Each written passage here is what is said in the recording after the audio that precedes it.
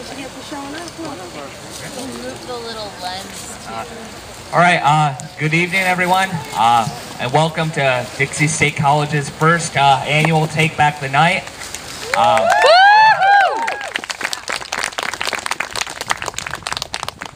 What I'd like to say about the crowd that's here tonight, not only are we so blessed to have you in our presence, but I guarantee you, as somebody who's been involved with the Take Back the Night movement for about 10 years of my life now, what we have right now is just a beginning.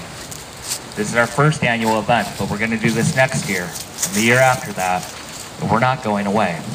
What's going to happen, I guarantee you, is if all of you take the message that you received tonight, talk to your friends, talk to your family, talk to people in your parish, talk to people in your ward, I guarantee you, next year, we can triple the number here. We can help to bring an end to this plague in our community. I'm very blessed to be here tonight and to be the MC for this event.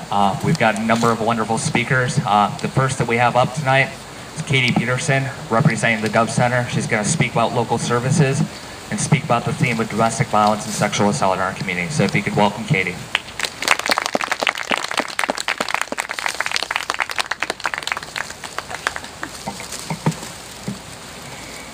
Thank you, Professor Lois and Take Back the Night Club and all the students and faculty and community members. It's such an honor to be a part of this great night. I came onto the Dove Center a couple years ago, and my goal has always been is how can we get more involved with Dixie State College. It's an amazing, amazing campus, and we know that we have a lot to offer Dixie, and Dixie has a lot to offer us, and we really wanted to build that partnership. And Take Back the Night has been a tremendous help in that. It's been so great that we actually just hired Libby, which I know you all know, as running our sexual assault advocacy team. So I think our little relationship will grow anymore. We're real excited. So with that, as a Dove Center, I just want to share a little bit about what we do. Some of you coming in, you come from other communities and all over. I know you come all over the world to come to Dixie State College. And the Dove Center is here for you. The Dove Center is an absolutely free service. We do not charge for anything, never. And so it's something that anyone can come that has been violated or feels that they're in fear. Some people always feel violence means that they've been hit or attacked or raped. But sometimes we feel that we are living in fear. And it can also be someone, it doesn't have to be a man and a woman. It could be the same sex, a relationship that way, or it could be roommates or sisters or a mother and a daughter, but it's when you're living in a household and you're not feeling safe. It could even be from your dorm. You are welcome to come and use our services. We offer many services. We offer a 24-hour crisis line. If for some time you're confused, you have a friend that maybe went through something, you went through something either currently or maybe even in the past, and you need someone to talk to, you can call our line, we'll listen to you and together problem solve of what can we do to help you heal, to help you reclaim your life. We have a shelter, or I like to call the Dove House. Our house, you can come in, you can come for 1 or 2 days to get your head together, or you can come for up to 3 months. And then let's say 3 months is up, because that's what we're licensed to have you, and you have nowhere to go, but you're working, you're really trying to get things together. We can provide rental assistance, and we help gals for 2 months, 3 months, 6 months. We help them, we can connect with other partner agencies to get housing, and we help with this assistance so that you can live self-sufficient and live safe, because that's what we want is safety. We offer a full range of case management, crisis advocacy, court advocacy.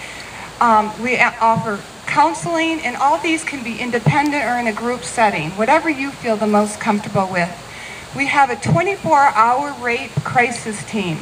This team is on call 24 hours, and if you go to the hospital because you've been sexually assaulted, which we really recommend you do, and within 72 hours, and we recommend this because sometimes when something like this happens, you feel ashamed or you feel scared, and you don't want anyone to know. But then later, about a month later, you feel really a little bit more empowered.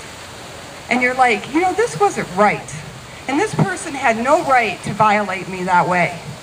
But all the evidence is gone. If you go to the hospital within 72 hours, it's 120. I think they just changed it. Thank you. Christy is our rape advocate right now, our coordinator. So if you come, so 120 hours, you come, they can collect evidence and you don't have to report. They will save that evidence for when you're ready, when you're empowered. And if you never want to, that's okay. But at least it gives you choices. And that's what it's about, is having choices. And when you go, one of our advocates will be called out to be there with you. And that person will make sure that your rights are there, that you're receiving all the services, not just from our center, but from the police department. If you go to report, the hospital, but also the state. There's set services that you can receive. And they'll be there to hold your hand. And so it's really important to do that. And if you have a friend, to do that. So often we think, well, this is St. George, this is safe. This is Dixie State College, we're safe. And I'm sure you are really safe, and it's a wonderful college, it really is. And I don't want anyone to feel like I can't walk out at night. But statistics show that 50% of students, 50% of all rapes happen to students. And for men, it's at 75%. And so it's a prime time that a sexual assault will happen. And you need to be prepared. You need to know, how am I safe? What do I do if this happens to me? And you need to know it's never your fault. No matter what anyone ever tells you, it's never your fault. It is never your fault that someone chooses to take power and control. It does not matter what you wear. It does not matter if you drink alcohol. It does not matter who you hang out with. It does not matter that you chose to walk across campus at 2 o'clock at night in the morning. It is never your fault. And so I just want to end this. I only had 5 minutes and I could go on, but I just want to let you know that the Dove Center is here to help you. We're here to support you. We're here to believe you, and we're here to listen to you. And again, it's confidential and it's free. Thank you.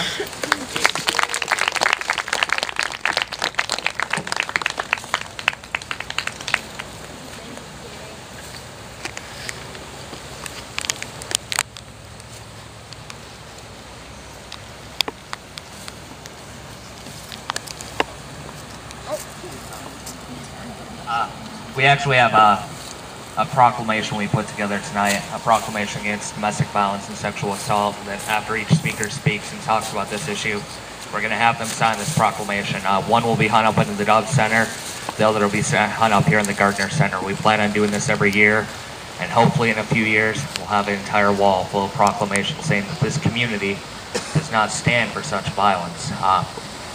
It's a real pleasure. I've only gotten a chance to meet with her a couple of times and not to talk very much, but Christy Shaw, it's a real pleasure to have you here representing the Aaron Kimball Foundation. Let's talk about the resources you have.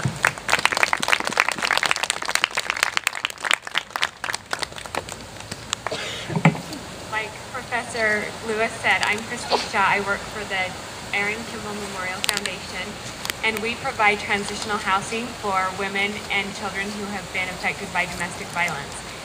Domestic violence and dating violence go hand in hand together, and I think the one thing is really important for everyone to know is 1 in 3 college students have reported that they have been abused by their dating partner, by who they are dating. And if you look at our group and count 1 in every 3rd person, that is so many of us here that could have been abused, or that has been abused, or that is being abused right now.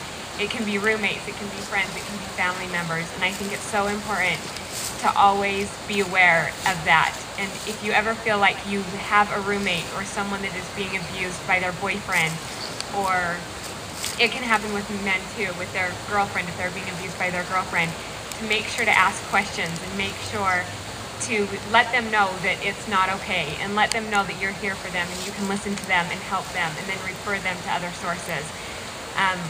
Like I said, I work at the Aaron Kimball Memorial Foundation, and we provide transitional housing for women and children for up to 2 years. So you don't have to be married, you don't have to be You don't have to have children. You can come into our foundation as a college student, and you can use our resources as college students. We provide groups, we provide therapy, we provide economic classes, we provide all different types of services to help you at any time you need. I just think that college is such an important time and such a fun time in your life that you shouldn't have to be worrying about being stalked by a boyfriend or an ex-boyfriend. You shouldn't have to be worried about being stalked by someone who lives across the street from you, and it does happen in St. George.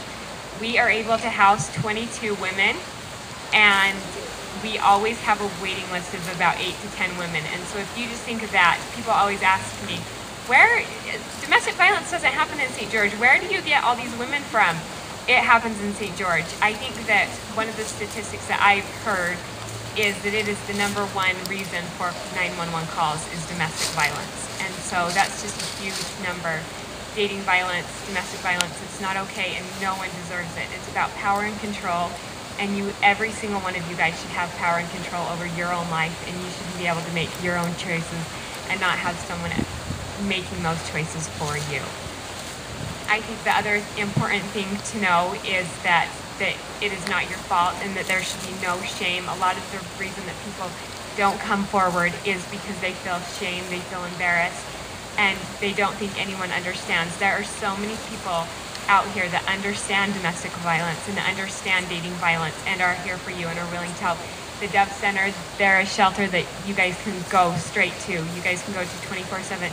And then we have the Aaron Kimball Memorial Foundation, where we can help find you permanent housing so you can heal and you can take care of yourselves and get better and have a place to feel safe for 2 years until you have enough time to get on your feet. So I just want you guys to know how important every single one of you guys are, and every student here at Dixie State College, and that domestic violence and dating violence does happen, but you have safe places to go, and you are important and special and worth it. And so just remember 1 and 3, and just to know, if you see someone, there's the abuser, there's the victim, and there's the bystander. And if you're a bystander, you want to make sure that they know you know that something isn't right and something isn't going right, because you could be the one that helps break that cycle, and you could be the one that helps get them out of that relationship. So I just wanted to end there, and I think this event is so important to keep growing, and just to know your resources of the Dove Center, the Aaron Kimball Foundation, campus security, and different resources like that that you guys have that are important to me, that you are worth it.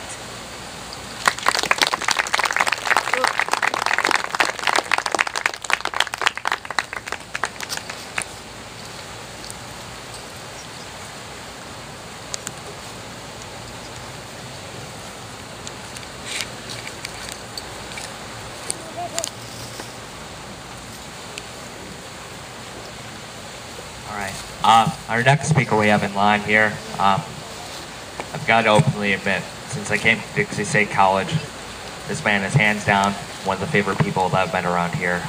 Consider him not just a colleague and an advisor, but consider him a great friend. Please welcome Dean of Students, Del Beatty.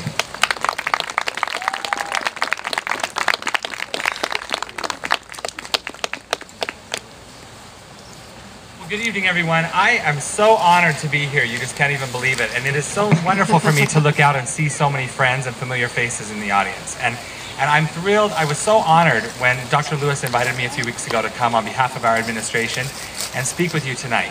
I want to just tell you a couple things, first of all. My 2 oldest children are 20 and 18, and they both are students at Dixie State. But when we were first married, we were living in a large city, and I was teaching, and I came home from school one day. My son was 5 and my daughter was 3, and my wife said, "You know, they've been waiting all day for you to come home because today they learned how to play hide and seek." I'm like, "Really? Great." She's like, "Oh, go play with them while I finish dinner or whatever." And I'm like, "Okay." So we reviewed the rules, and I'm going to count, and you're going to go hide. And we were living in this little tiny condo, and so I thought, how hard is this going to be, right? So I count 1, 2, I count to 10, and then I yell down the hall, "Ready or not, here I come." And so I start walking down the hall, and I'm looking, thinking, where could they be? Wow, they're really good at hiding. And all of a sudden, my son jumps out and he says, "We're right here, Dad. We're right here." Okay, you don't get it. Like, Hide and seek means you hide and I find you. And so I reviewed the rules with them once again. I said, you remember? You hide until I find you. He's like, oh, okay. So we go back in. I'm looking at my wife like, our kids are so not smart. Like, so we go through the whole scenario again, right? I count to 10. They're down there. And I'm like, okay, I'm coming down. I'm sure you're hiding and you're going to stay hidden. Wow, they're really good at hiding. Where could they be? We're right here, Dad. We are right here. And they jumped out, and I thought, I don't get it. I honestly don't get it. So I went back to my wife, and I said, what is going on? And as I was preparing to speak to you today, I remembered what she said to me. And she said, I think for them, the best part is being found. Now, when Christy was just barely talking to you, she said something very powerful at the end. That you have the perpetrator and you have the victim, but who's that third person? Did you all listen to what she said? The bystander. And so that's, in my scenario, that's us coming down the hall looking, right? And did you know that there are a lot of people that are probably sitting next to you in class? They might be your roommates, they might be your family members, they might be, you know, your acquaintances at work, whatever, and they need to be found. And for them, the best part is going to be for them to be found. Unfortunately, there are many, many college students that are not brave enough or strong enough at this time to come and tell what has happened to them, right? And so that's when we talk about take back the night and end the silence and all this stuff. That's what we're talking about. This is an issue that we have got to start talking about. We just can't pretend it doesn't exist, because it exists. And for many people who are not strong enough to come here tonight, I promise you, there are people on this campus that have seen the flyers, that have seen the signs. They are in a relationship where they are being assaulted or victims of violence in some other form, and they wanted to be here, but they are not brave enough to even come to this event. And they're waiting for you to find them, and me, and all of us as part of the Dixie State College community. So that's what we have to do, is keep our eyes and ears open, and we have to educate ourselves about the resources, because for many of us, maybe we've never been a victim of sexual violence or sexual assault or any kind of domestic violence, but I'll bet you anything that you know people who have, and you might not even know it, because they're not brave enough to talk about it with you. And so my question is, are you brave enough to ask them? People will say to me, Dean Beatty, why is it all the time when people come into your office, you ask them all those hard questions? That must be horrible. And I have people on this campus that tell me all the time, oh, you have the worst job ever. And I'm like, are you kidding? I have the best job ever. Because I get to look into people's eyes and ask them questions. And say, did someone hurt you? Did he rape you? Did someone do that to you? Okay, what are we going to do to help that situation? Now, you all know on our campus, we have a health and wellness center. Did you all know that? Not if you knew that. Some of you are like, had no idea. Well, we expanded it. When I got here, there were some things about it that I didn't necessarily enjoy or like the way that it was structured. We've made some major changes, and I'm super happy about it. And so right up here on 34 North, 600 East, right behind Taco Bell, about a block and a half from here, but it's kind of diagonal. It's actually campus still, because we own that block now, but it's just far from campus a little bit, about a block away, is the Health and Wellness Center. And we have counselors in there that are free. You can see a behavioral therapist or a psychologist for free as a student at Dixie State. We have a medical doctor for nurse practitioners. You can go, you can get prescriptions, you can do all those kind of things. And so that's somewhere you can go. And you don't have to be referred. Some students will come in and say, I heard that I need to talk to you before I can go there. Okay, great, I can help you. I'll be happy to do that, but you don't have to. You can go on your own. But sometimes they're too scared to go, and so I go with them. You know, we'll hop in my car, or walk up there together, or ride a golf cart, or whatever. Or I'll get someone to escort you there, whatever it takes to get you there, to give you the services that you need. The other thing that I want you to know is, please, if you don't know where to go, and there's people that are confused on campus, people say, oh, the Dean of Students, all he does is suspend kids from school. No, I'd like to do that a little bit more. I know that sounds terrible, doesn't it? But there's people on campus that I think are dangerous for you and for me. And sometimes we're looking for opportunities to make ourselves safe. You know, Dixie is a relatively safe campus, and we want to keep it that way. And so But whenever you have a question, when you have a concern, and you don't know where to go, you can come and talk to me. Many of you here today, I recognize your faces because you've been into my office, and I'm so glad that you feel like you can come in and talk to me and say, I have a problem with my professor. I have a problem with my roommate. I can't afford to be here. I don't have any food. You know, whatever the case is. So on behalf of the administrative team at Dixie State College, I am honored to be here, and I am honored to sign this proclamation. Thank you.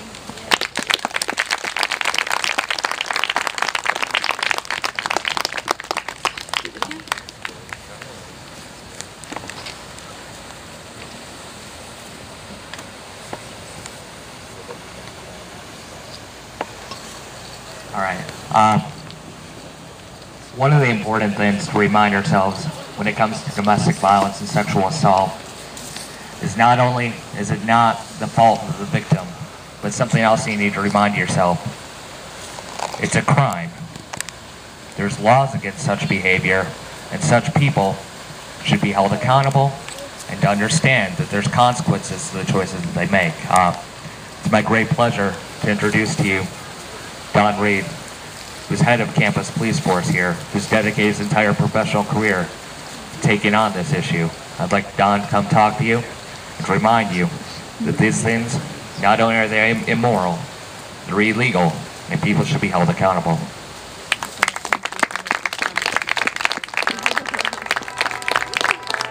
Thank you. I appreciate being here because it's way too often that we're not involved up front with at least the prevention of things. Let me tell you how I start some of my criminal justice classes. In fact, every class, whether it's laws of evidence or it's intro to criminal justice, I start the class out with a PowerPoint that shows the first tribe of man or the first group, or just trying to imagine if we were the very first society on the face of the earth. And we're kind of looking around and saying, okay, what's this all about? And we progress to a point that we realize human beings have some faults, they've also got some incredible spirit. And in that class, I'll quite often tick off some of the things that human beings, some of the weaknesses of human beings, such as greed and jealousy, and they all sit there and say, oh yeah, I'm not as perfect as I thought I was. And then we talk about the beauty of the human spirit and those who spend their lifetime trying to make themselves good people and stop and help other people along the way. And that brings us into talking about social law and the need for law.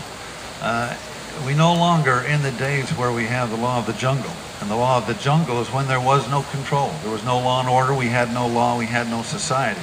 The purpose for society is that there's strength in numbers, there's safety in numbers. We all come together, we help each other, we carry our own weight, and there's a division of labor, and then someday at some point we all live these wonderful lives because we have nice things. Everybody helps out and carries their own weight. Well, the problem is that it's said that 3 to 5 out of every 100 persons is a psychopath or a sociopath. There's no psychopath sitting here, but a psychopath is a person who has absolutely no conscience. There's nothing you can do or say to talk them out of doing something to you for no more than whatever feeling of power it's going to give them to have as a result of it. What do we do about those people? If it's 3 to 5 out of 100, that still speaks very well of mankind, because most people are trustworthy, most people are good people. But how do you protect yourself against a person who has absolutely no conscience? Well, we no longer have the law of the jungle. The law of the jungle is survival of the fittest. It's the eating, the feeding chain. If we had the law of the jungle today, most of us wouldn't be here. The first people that are used and abused in the law of the jungle are children. The second are the women. And then there's the old men. And then there's the old women.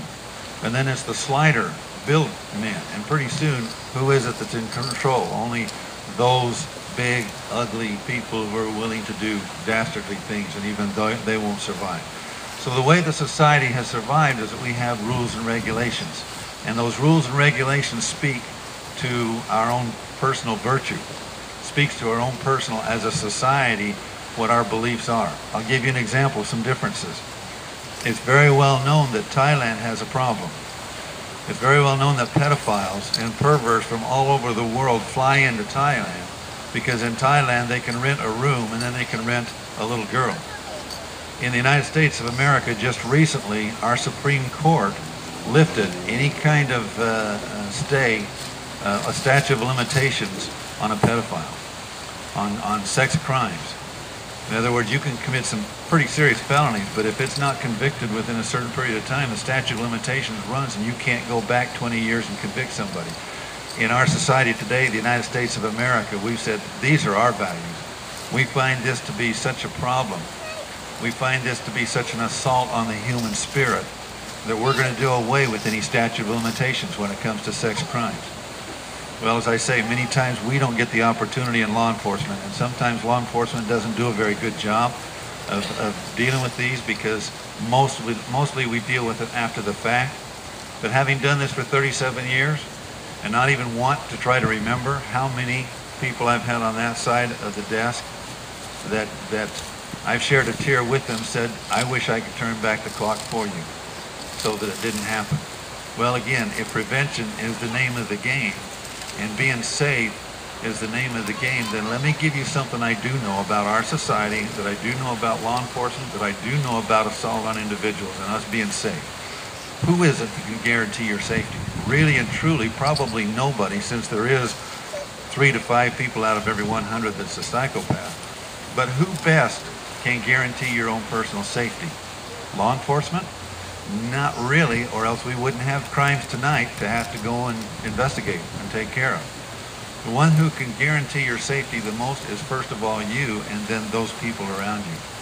The way you guarantee your safety is make yourself not the easy target, because tonight there's going to be victims. Tomorrow night there will be just as many, and last night there were just as many. The statistics don't seem to change. Even with all this that we do, they don't seem to change. And so do we waste our breath in doing this? No, we don't if your name doesn't show up on that police blotter. If there's going to be just as many people assaulted tonight as there was last night, but none of you are on there, then it was worth our time to come here. And so the best thing I can give to you, make yourself not the easy target. That is, you look over your shoulder, you're vigilant, you use common sense, you're safe all the time, you're like me, just a little bit paranoid. And then the next big thing that helps you, watch out for each other. That's what a society is. That's how we become civilized. We watch out for each other. So since we far outnumber the psychopaths and the sociopaths, let's all watch out and see if we can pick them out of the crowd. When we do, let's let somebody know who has laws and powers to deal with them, and let's get them out of our village. And then we have a safe village. So let me just tell you, our office is there and available. I know sometimes law enforcement doesn't do a very good job of this, but I will tell you, after 37 years of experience, I've learned the way to do it. I've had 3 people in my office in the last 2 weeks in sexual harassment kinds of situations. And the first thing I tell them is this: in that sexual harassment, you were left to feel like you had no power. You might have been dominated, humiliated to a certain point, and I'm certainly not going to do that a second time. So you have absolute, full, total control. Then I will give them the full spectrum of what can be done. From the simplest thing would be for them not to say anything. The next step is the fact they're in my office, and if they just simply want to give me a written statement, and I have a special safe, I lock it in, and it stays there for future reference. In case something happens later on, I can come back and say, look, this person came to me on this date and time and gave me this guy's name. If you ask me to keep it in confidence, it stays locked up. We can do anything in between there up to the point of it is if we have, by statute, certain elements of a crime, we do the investigation, we submit a complaint request to the county attorney's office, and I will tell you that our campus police department, usually all we have to do is ask, and we'll get a warrant for an arrest. So we'll go ahead and make the arrest. If it comes to a point of going to court, and on that day you say, I just don't think I can do this, county attorneys know that I'll turn to them and say, that's it, we're walking away. And it makes them a little angry, but at least they know that we'll do that, because again, you're the one that has the power. Now, we have a little bit more that we can do here on campus, if we're the ones that do the investigation, is if I don't have by statute all the elements of a crime that I need in order to get a prosecutor to say, I think that's prosecutable and I think I'll take them to court and convict them. A lot of times they'll look at it and say, I'm sorry, you just don't have enough of a case here. Well, that's all right. I still got one more step, and that's the man you just heard from. We can then go to the dean of students, give them a name and a person in sexual harassment cases on college campuses right now by federal law.